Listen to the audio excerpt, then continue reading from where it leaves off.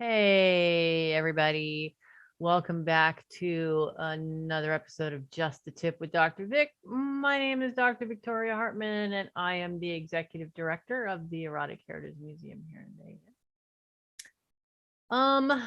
So yesterday was Thanksgiving, and so I skipped recording yesterday and spent it with my family, and we actually tried something different this year. We tried Cajun turkey, and it was actually really phenomenally yummy. So I think I'm still somewhat sleepy from that meal. Anyway, a really interesting, well, before I get to what I'm going to talk about today, I hope you had a wonderful holiday as well, if you do celebrate a holiday. So I had this really interesting article come across my feed, desk, whatever you'd like. And it talks about, now, I think we've talked briefly about arousal on this channel before. There was an episode that I did some time ago on, it was a theory, a new hypothesis on arousal issues with heterosexual cisgendered women partnered with men. And they postulated a number of hypotheses in this paper about different reasons why they think that perhaps as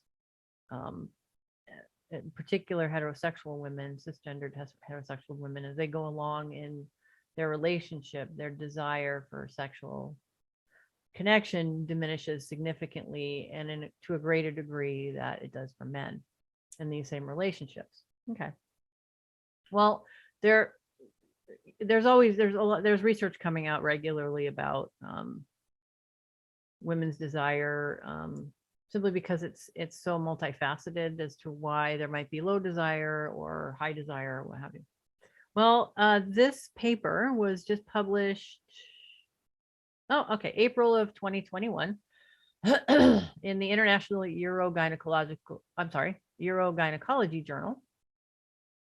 And the title of it is The Role of Clitoral Topography in Sexual Arousal and Orgasm, Transperineal Ultrasound Study. All right.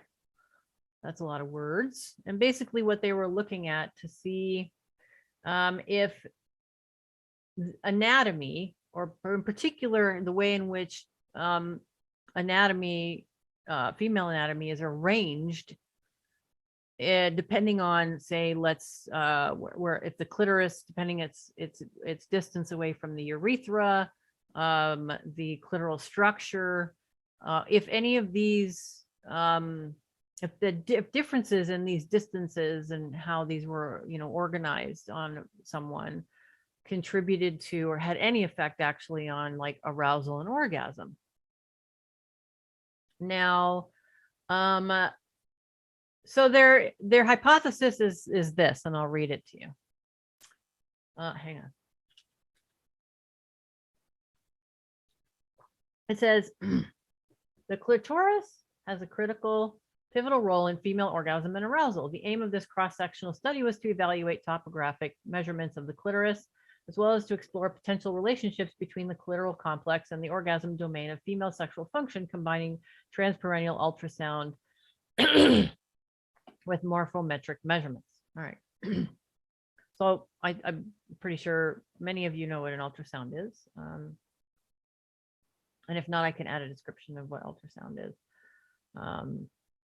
So again, like I said, they're looking at the way in which female anatomy, how it's organized on every, different bodies, and whether or not the distances amongst the structures have anything to do with arousal and orgasm.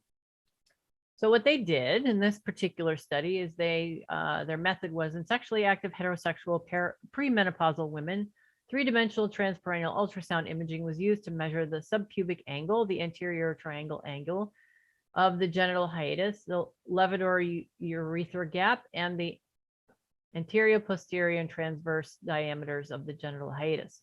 Mons pubis thickness, clitoral urethral distance, which is abbreviated CUD, clitoris fourchette distance, and fourchette perineal body distance were measured using a caliper. Comparison of measurements in correlation with orgasm score were performed.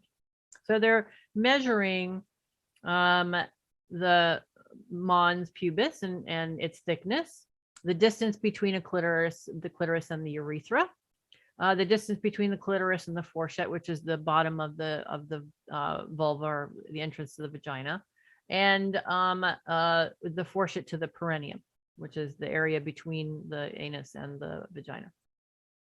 So then they used the caliper to determine that, and they also used ultrasound as well. Okay. So they obviously had to have a control group, and they had 108 sexually active women that were the study group. Okay. So their introduction here is approximately 40% of women have sexual complaints and approximately 12% have a sexual problem associated with personal interpersonal distress. Orgasm difficulties and an absence or low sexual desire were the most common sexual problems in women. The most common sexual problem in women was low desire and has been reported by 39% of women. And they have a reference to the article they're referring to. Orgasm difficulties and low arousal were the second most prevalent sexual problems and were both associated with a significant level of stress. So we have a lot of reason to try to figure out why these challenges, why people are having these difficulties.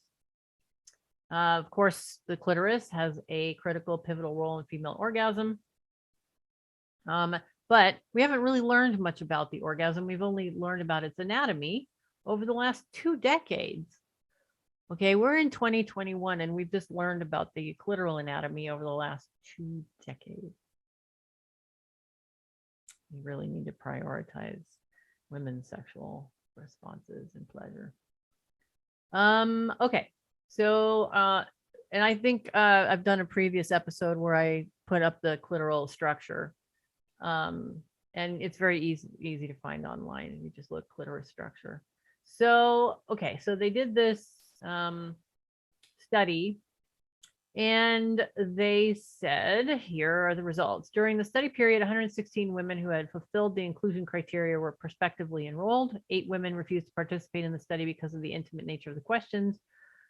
Among 108 sexually active women, 30 women, or 27.7%, reported low orgasm domain score, and 51, or 47.2%, had a low arousal score.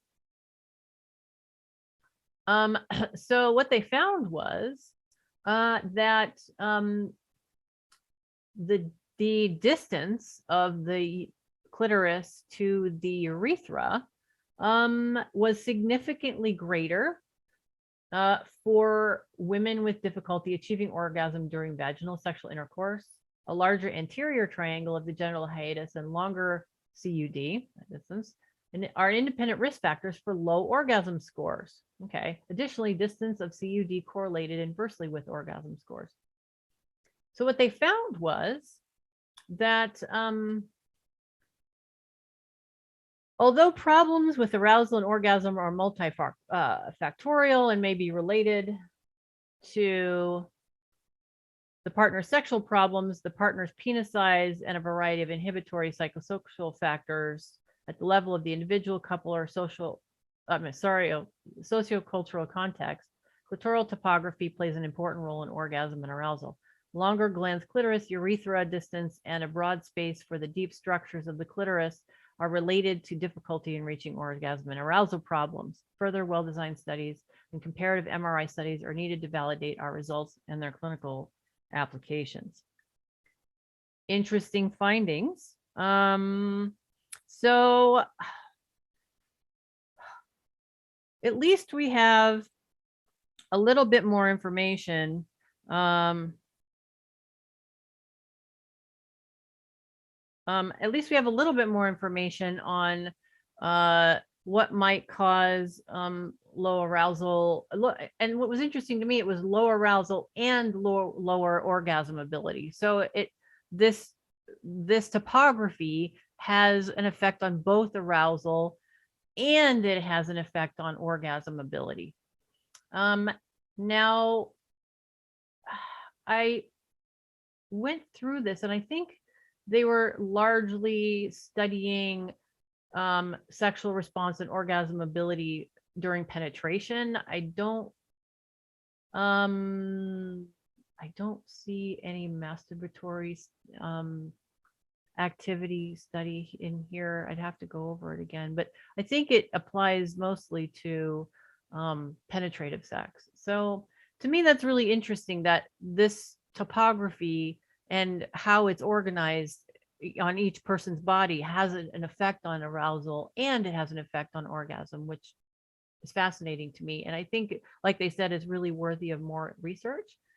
So, so I wanted to present that to you today as kind of, an additional look into an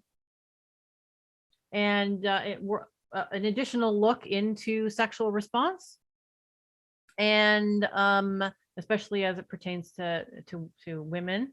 And I think, we just need to keep on with the research, because there's oftentimes women blame themselves for not being as sexually responsive as they are, losing their desire and so forth. And I think it's important as sex educators and as medical professionals to communicate that this is multidimensional, and it could be a number of factors that aren't anyone's fault. It's just, it could be psychosocial, it could be structural, it could be a number of different things. And I think that also makes it possible for us to have more opportunity to find different approaches to assist in aiding in women's pleasure. So with that, so that's the paper for today. I'm going to post that in the comments. Sorry for my distraction. My phone's been going crazy since the holiday yesterday. So if you have any suggestions on anything that you'd like to do or like to have me look into, I would be happy to do so. And I highly encourage you to read, to kind of glance over this document, this paper, this study. And I'd be curious to see what else they might, where this research might go. The fact that, genital topography could have an effect on orgasm and arousal is fascinating to me. And I'm curious to see, and I'm not well versed on urogynecology, but as a sexologist, I'm interested in, all aspects of sexual function and how that affects people. So I hope I did this study justice. And with that, I will see you next time on Just the Tip with Dr. Vic.